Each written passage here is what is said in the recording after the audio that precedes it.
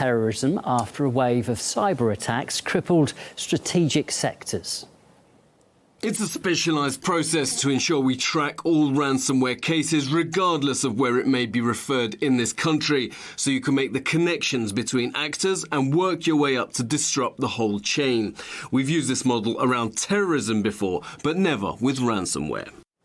Well, ransomware is software that infects the victim's computer until a bounty is paid. The Justice Department has now set up, though, a special task force to centrally coordinate all cases, which will also go after cryptocurrency exchanges and sites it deems to be suspicious. It does come, too, in the wake of a ransomware attack halting America's biggest petrol pipeline called Colonial. The shutdown did cause fuel price hikes and shortfalls across the East Coast, and the company admitted to paying nearly $5 million to regain access.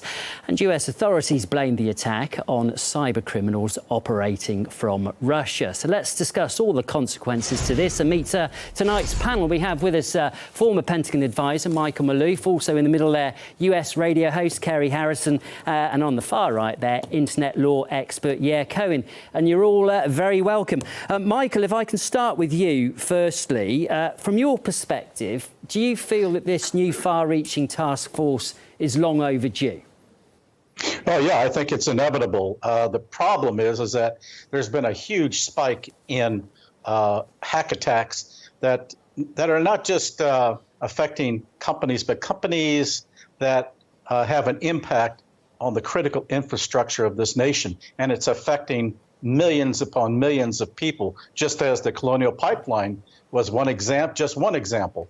Now, if you transfer that to a grid, let's say the eastern grid of the United States, with a similar electromagnetic attack, you affect 70% of the U.S. population as a consequence. So it was inevitable that this would be raised to the federal level. And I might add that these cyber attacks, which have been sporadic in the past, at least through through the publicity, but has now begun to spike, and it's affecting very critical infrastructures. And we're hearing policymakers themselves, from past and present, beginning to say that this is, in effect, a declaration of war. And it is a form of hybrid warfare, depending upon who's doing it. And inevitably, it points to state actors or cutouts for state actors. And this is something, firstly, that needs to be analyzed and traced, just like they do with terrorist organizations around the world. Michael, can you just briefly outline then the powers that the authorities will have or would like to have in order to combat this problem? Powers that perhaps they don't have at the moment.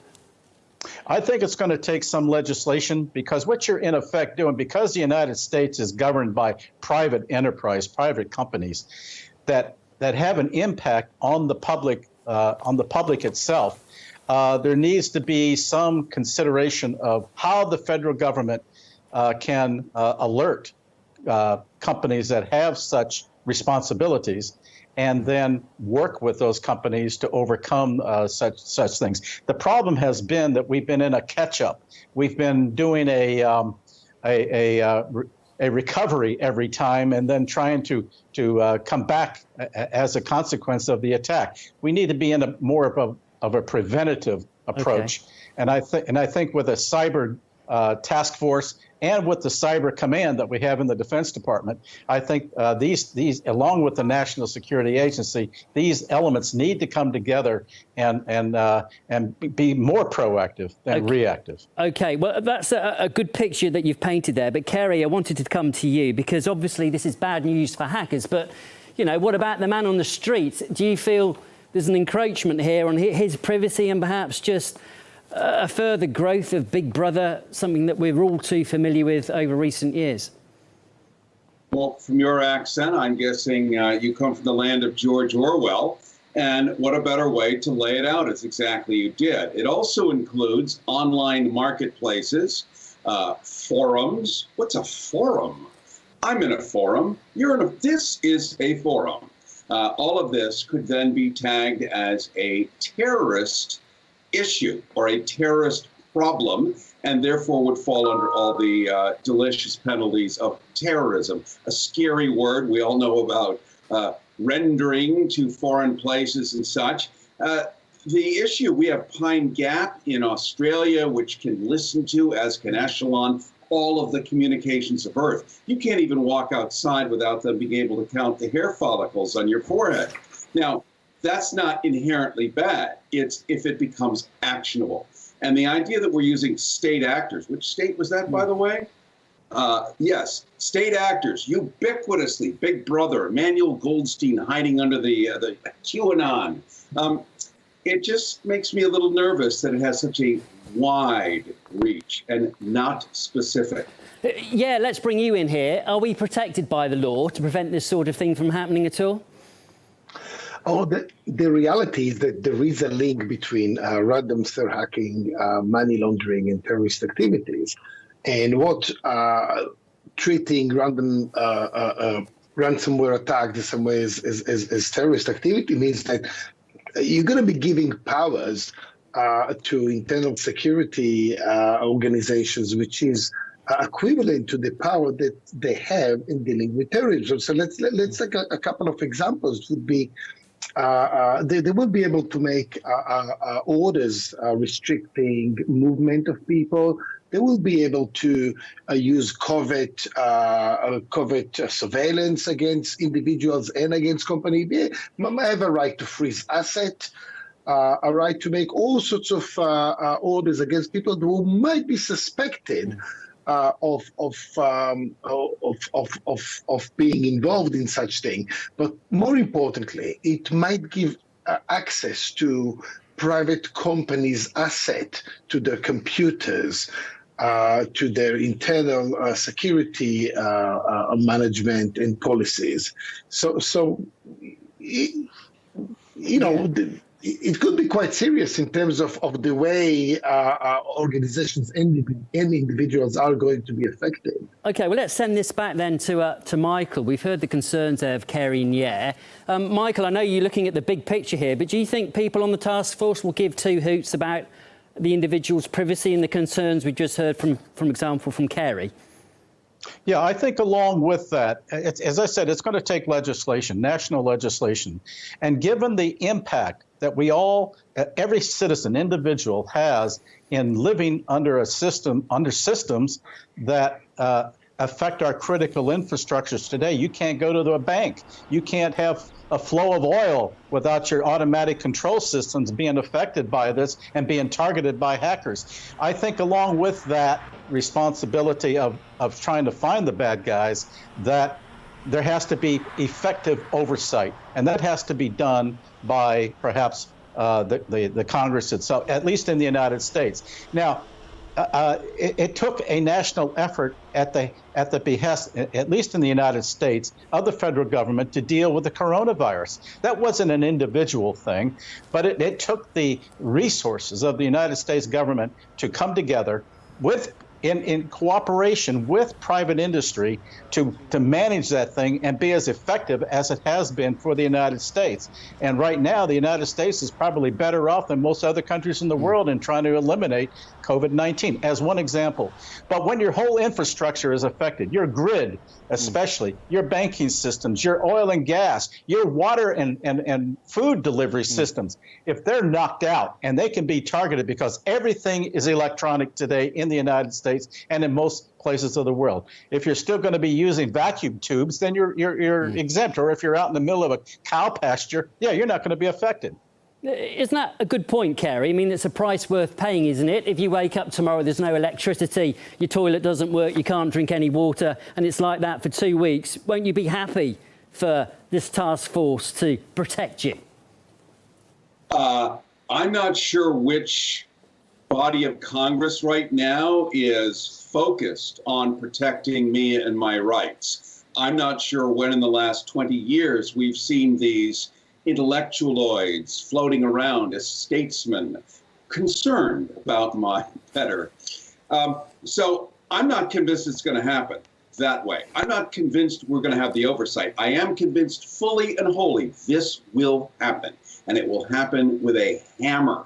And we'll be told, well, You can have safety, or you can lose all your privileges. And I have very few left right now. I think every side of the political spectrum could agree. I'm going to give you a quick little story. So what's your solution? What's your solution? My solution is not to have such wording as forums and marketplaces. I don't know which marketplaces, or particularly and abusively, what forums that might be. Likely the forum that whoever's in charge doesn't want me to be in because it's not politically expedient. So let's nail down the language, and then let's determine if such a forum is against the Constitution, is against the American way of life, impedes your or my liberty. But we can't just say marketplaces, period, forums, period, and then have this incredibly intense federal response, which includes, as we saw with the Patriot Act, things that we will never recover, parts of our Fourth Amendment, parts of our ability to keep our papers, electronic as they may be, kept in private without government overreach. And That's why we have courts. Okay, well, talking of courts, let's come to you now. There are legal impracticalities that I can see with anything like this, because, for example, if you make it illegal to pay a ransom and you're a company, and if you don't pay the ransom, quite clearly you're going to go bust. Surely you're better off paying the ransom, are you? I mean, what legal recourse is there for a company that gets ransomware? Well, you're damned if you do, you're damned if you don't, of course. But the real danger here, I mean, it is very tempting to say, hey, let the state protect us from everything and use as much power as the state is able to exercise. But then once you start extending the type of crime that is covered by terrorism law, this is a slippery slope, because if you think about it, why not extend terrorism powers to street gangs? Let's take areas where there is a high murder rate and say, hey, we're going to crack down on murder. We're going to start exercising terrorism legislation and laws in order to combat. I mean, that's a good enough cause, isn't it?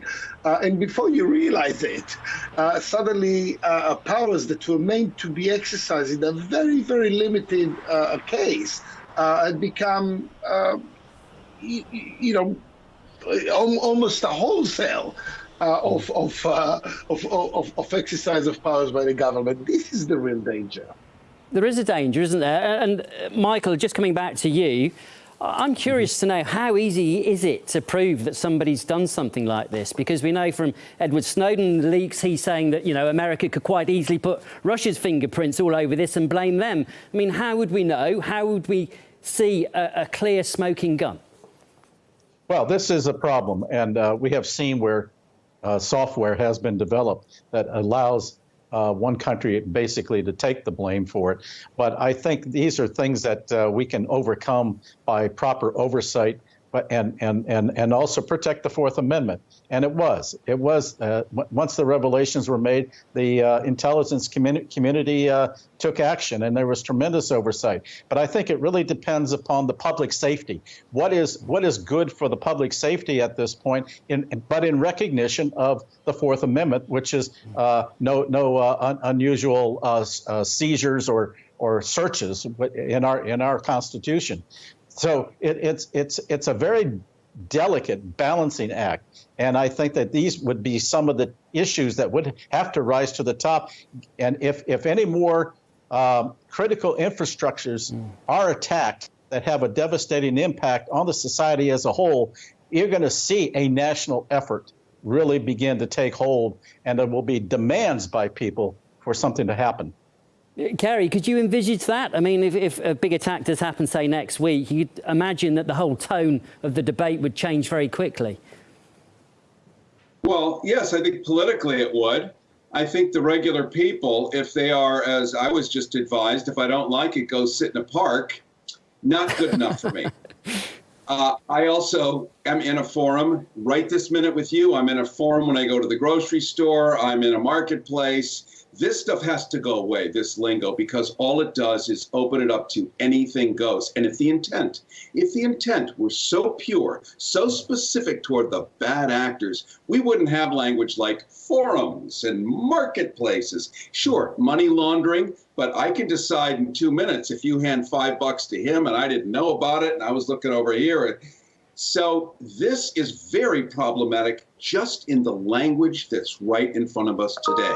So whittle it down, sit in the park at the same time, and, you know, I think it's also up to the companies to bolster their own internal systems rather than having the government decide to do it, and then the government gets full and clear access to 100% of everything. That's not a good idea. We haven't got long left, but yeah, I mean, can you see, I'm not going to say a simple solution to this, but can you see a legal solution that sort of, you know, satisfies the state to make sure we don't get attacked by, you know, nasty actors, but also protects the rights of us as individuals? It is, of course, a difficult situation, and I'm always very weary about all sorts of partnerships between the state and private enterprises. I'm afraid there isn't any solution here. I have to admit there isn't. OK, and Michael, we started with you. Let's end with you. Just curious, as a sort of a world, shouldn't we be working together to fight this sort of stuff? We always talk about, you know, countries coming together to fight terrorism. Why can't they come together to fight this?